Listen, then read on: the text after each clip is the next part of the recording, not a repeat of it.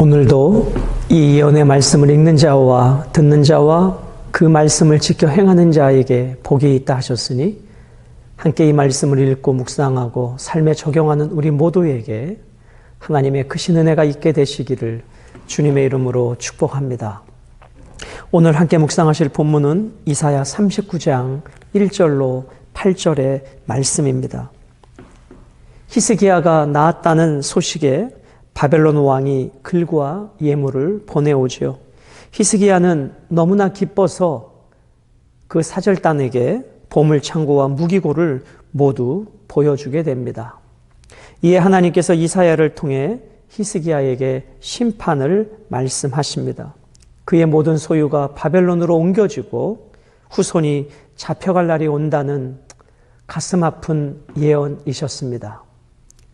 우리가 어제 묵상하셨던 말씀처럼 히스기야는 기도를 통해서 놀라운 은혜를 경험하고 민족의 위기와 개인의 위기를 극복하게 됐죠.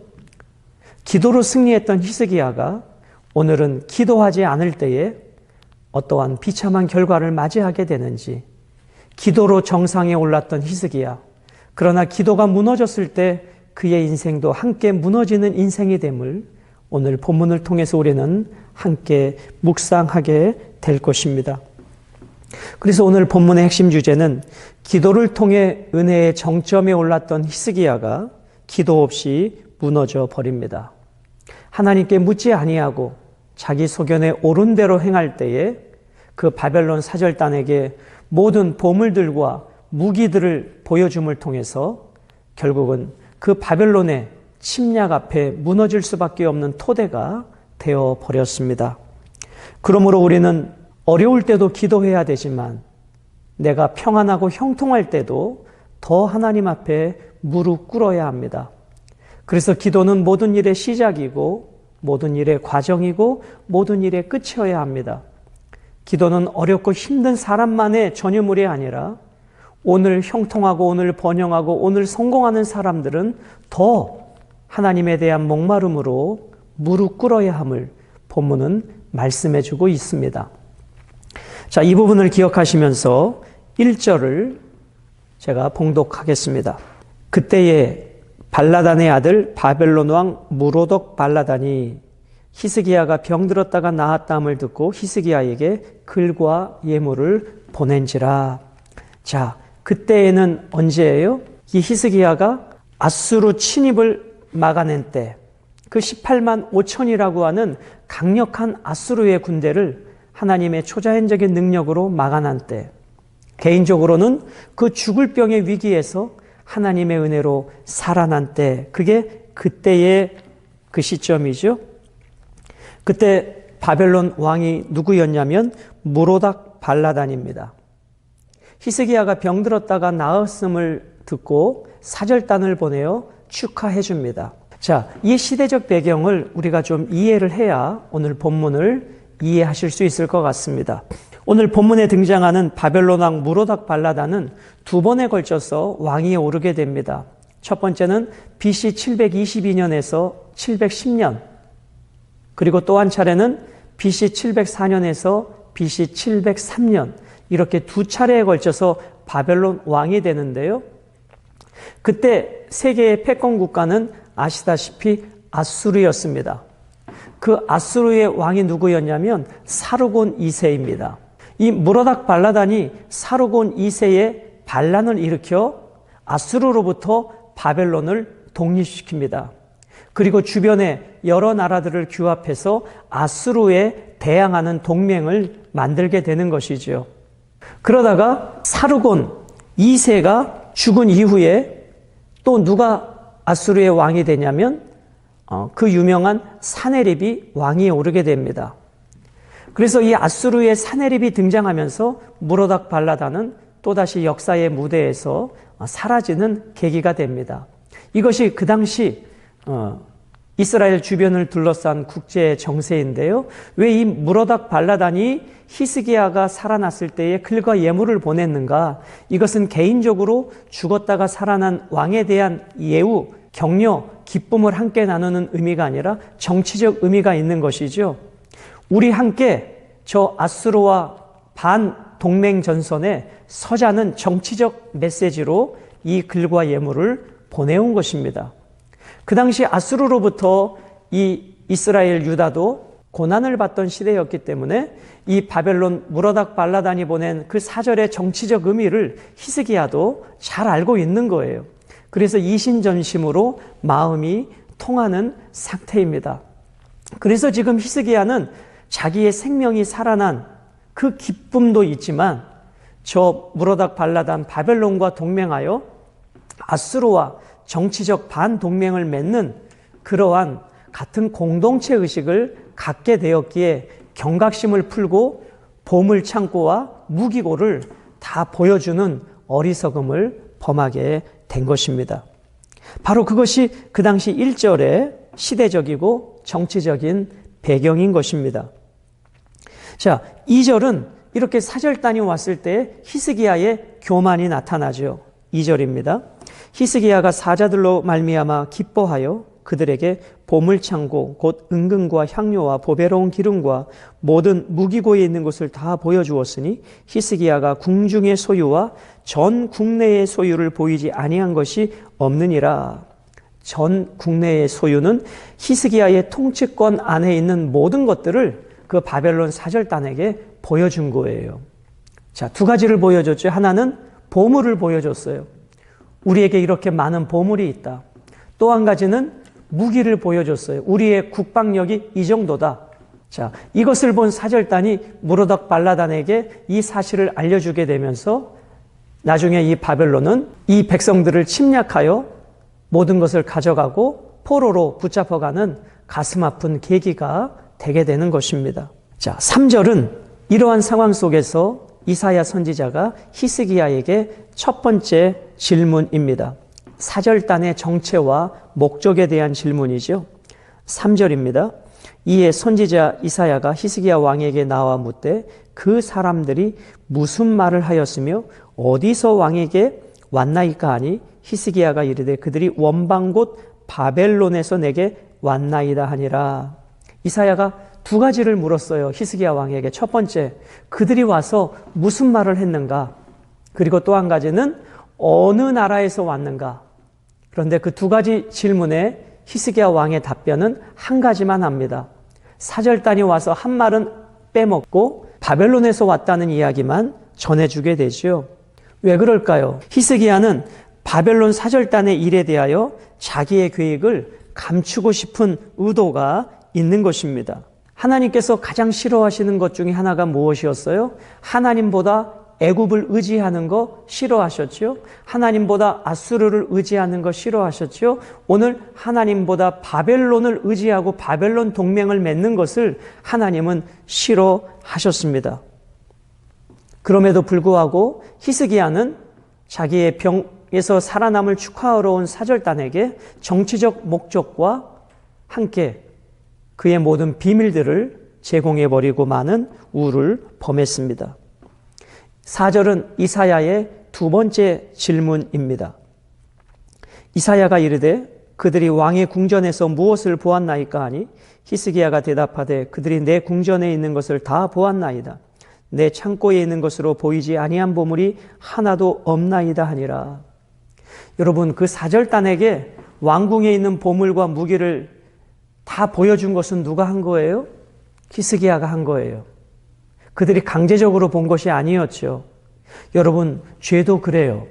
우리가 사단에게 마음의 문을 열어줄 때 사단의 유혹에 넘어가는 것입니다. 사단이 우리를 아무리 유혹해도 우리가 사단에게 마음의 문을 열어주지 않으면 사단은 우리를 통해 역사할 수 없어요. 결국은 히스기야가 그 사절단의 축하 앞에 교만하여지고 마음을 빼앗겨 버려서 보여줘서는 안 되는 왕궁의 비밀들을, 왕궁의 재정과 왕궁의 국방력을 결국은 그가 동맹이라고 생각했던 바벨론에게 보여줍니다. 그러나 동맹이라고 생각했던 바벨론은 동맹이 아니라 침략국으로 변하게 되는 것입니다. 여러분, 이것이 하나님이 아니라 인간을 의지한 비참한 결과입니다. 그러므로 여러분과 제가 누군가와 지금 친하다고 저 사람이 나를 지켜주고 돌보고 힘이 돼줄 것 같지만 그 대상을 하나님보다 더 의지하기 시작할 때 그 대상은 우리에게 상처와 아픔을 줄 수 있다는 것을 오늘 히스기야의 이 사건을 통해서 우리는 꼭 기억해야 합니다. 그러므로 우리의 삶의 가장 우선순위는 어떠한 대상도 어떠한 권력 있는 자도 아니라 오직 여호와 하나님이어야 함을 오늘 말씀에 주고 있는 것입니다. 자, 5절과 7절은 그 사건에 대하여 하나님께서 말씀해 주시는 것을 기록해 주고 있습니다. 5절입니다. 이사야가 히스기야에게 이르되 왕은 만군의 여호와의 말씀을 들으소서. 이 말씀이 참 슬픔의 말씀입니다. 죽을 병에 걸리고 민족의 위기 앞에 있던 히스기야를 민족의 위기에서 죽을 병의 위기에서 생명을 연장시켜 주셨는데 히스기야는 더 겸손하고 낮아져야 됨에도 불구하고 오히려 바벨론을 동맹으로 의지할 때 하나님의 책망과 하나님의 징계를 받는 위치로 다시 저 깊은 나락에 떨어지고 말았습니다. 6절 보라 날이 이르리니 심판의 때가 머지 않았다는 느낌이지요. 내 집에 있는 모든 소유와 내 조상들이 오늘까지 쌓아둔 것이 모두 바벨론으로 옮김바되고 바벨론으로 옮겨진대요. 이 왕궁에 히스기야와 그 선왕 때부터 계속 모아왔던 이 아름답고 귀중한 보물들을 바벨론으로 빼앗겨 버린대요. 강탈당한대요. 남을 것이 없으리라 여호와의 말이니라. 이 얼마나 슬프고 가슴 아픈 일입니까? 왕궁에 있던 그 고귀한 보물들을 자랑스럽게 보여줬는데 사절단으로 온 저들에게 이 정보를 제공하고 저들의 탐욕을 부추기는 결과를 누가 가져왔는가? 이 히스기야의 어리석은 판단이 불러 일으켰다는 것입니다. 거기서 끝나는 것이 아니라 7절을 보실까요? 또 내게서 태어날 자손 중에서 몇이 사로잡혀 바벨론 왕궁의 환관이 되리라 하셨나이다. 이 환관은 왕궁에 있는 내실을 거세된 사람들을 보통 환관이라 우리 동남아뿐만 아니라 대부분 국가에서 이 환관이라는 용어를 그렇게 이해했습니다. 그러나 애국과 바벨론에서는 꼭 거세된 남자를 환관으로 말하는 것이 아니라 왕의 측근들, 왕 옆에서 왕을 보좌하는 사람들을 통상적으로 환관이라 부르기도 했습니다. 그래서 그들을 궁정관리, 왕의 관리라 부르기도 하였던 것입니다. 얼마나 슬픕니까? 보물을 빼앗길 뿐만 아니라 그의 자손들이 바벨론의 포로로 끌려가게 될 것이다 라고 말씀해 주고 있는 것입니다. 사랑하는 여러분, 오늘도 우리는 하나님 앞에서 겸손을 배워야 하는 것입니다.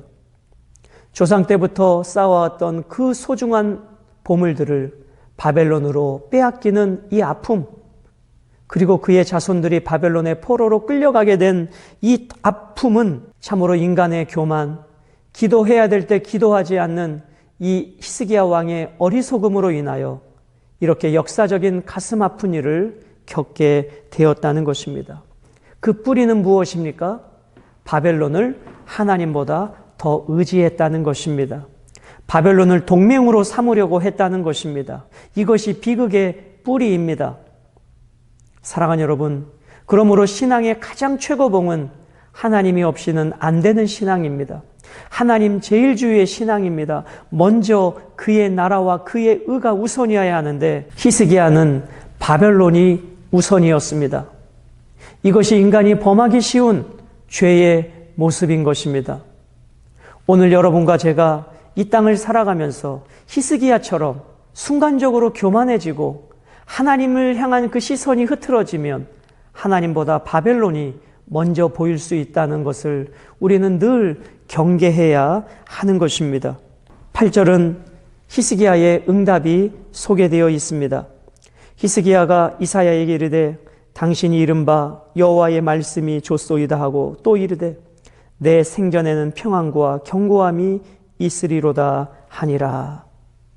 이사야의 참담한 선고를 들은 히스기야는 자기 시대의 평안함과 견고함이 있으니 여호와의 말씀이 좋다라고 합니다. 자기 시대에는 평안함이 있고 견고함이 있으니 좋다라고 말합니다. 이게 히스기야 믿음의 한계입니다. 훗날에 이 보물들을 빼앗기고 훗날에 자기의 자손들이 후손들이 바벨론의 포로로 끌려가는 그 아픔을 생각하지 못하고 내 때에는 평안하고 견고함인데 이게 얼마나 가슴 아픈 일입니까? 여러분, 하나님이 내게 주신 은혜를 나만 누리고 내 자손들에게 끊어지면 되겠습니까? 이게 히스기야가 오늘 보여준 믿음의 한계였습니다. 오늘 여러분과 제가 이 땅을 살면서 하나님께서 주신 그 은혜를 우리 시대에만 누릴 것이 아니라 우리 자손들에게도 그 은혜가 흘러가야 되고 그 하나님의 돌보심이 흘러가야 하고 하나님의 주신 복이 흘러가야 하는데 히스기야는 자기 시대에는 편안함과 견고함이 있다는 그 한계만으로 만족해버립니다. 사랑하는 여러분, 오늘 이 말씀을 이렇게 한번 정리를 해보도록 하겠습니다. 히스기야는 기도로 인생을 승리한 자였습니다. 저 패권국과 아수르 18만 5천 명의 군대와 싸울 때에 하나님의 절대적인 은혜와 능력으로 아수르를 이기게 되죠. 그 원동력은 기도였습니다. 죽을 병에서 15년 생명을 연장받은 것도 기도였습니다. 그는 기도로 정상에 오른 자였습니다. 그러나 하나님보다 바벨론을 의지할 때 그는 저 깊은 나락으로 추락해버리고 말았습니다. 그러므로 어떤 것이 히스기야의 진짜 모습인가? 이 두 가지가 다 있었던 것이죠. 우리도 마찬가지입니다. 우리도 하나님 앞에 기도의 골방에서 하나님이 아니면 안 되는 그 기도의 모습이 있고 또 내가 세상에서 잘 나가고 번영하고 형통할 때 하나님보다 눈에 보이는 바벨론, 하나님보다 돈, 권력, 명예 이러한 상황과 환경을 더 의지하게 될 때 우리는 히스기야의 비극을 맛볼 수 있음을 우리는 경계하고 또 경계해야 하는 것입니다. 이렇게 정리할까요? 고난 앞에서도 낮은 곳에서도 기도해야 되지만 평강 앞에서 형통 앞에서 저 높은 곳에 이를지라도 우리는 더 낮은 자세로 기도해야 하는 것입니다. 그러므로 여러분, 고난보다 우리 신앙인에게 더 위험은 무엇인가? 그것은 바로 교만입니다. 고난보다 우리의 영적인 신앙에 더 큰 위험은 무엇인가? 그것은 교만이라는 것입니다. 방심이라는 것입니다. 그러므로 우리도 얼마든지 이러한 죄 가운데 빠질 수 있음을 오늘 말씀을 통해서 경각심을 갖고 또 자기 자신을 경각해보고 그래서 우리가 고난 앞에서도 기도하지만 평안하고 형통할 때도 더 주님이 아니면 살 수 없는 기도의 용사로 나아갈 때 한 번의 승리로 끝나지 아니하고 지속적인 승리가 있게 되어질 줄로 믿습니다. 낮은 자리에서 기도했던 히스기야가 높은 자리에 오를 때 기도가 무너졌습니다. 그의 기도의 실패는 결국 인생의 실패였고 기도의 실패는 그 후손들에게 뼈아픈 역사를 물려주고 말았습니다. 오늘 우리 부모의 세대로서 우리의 기도는 우리로 끝나는 것이 아니라 우리의 자손들에게 큰 영향을 줄 수 있다는 것을 기억하고 내가 받은 은혜를 내 때에 끝나는 것이 아니라 우리의 자손들에게도 이 복음이 이 십자가와 부활의 능력과 하늘의 소망이 계속해서 계승되고 또 계승되어서 우리의 가문이 바벨론의 포로로 끌려가는 비극이 아니라 계속해서 형통하고 번영하는 그 축복의 시작점이 되시는 여러분과 제가 되시기를 주님의 이름으로 축복합니다.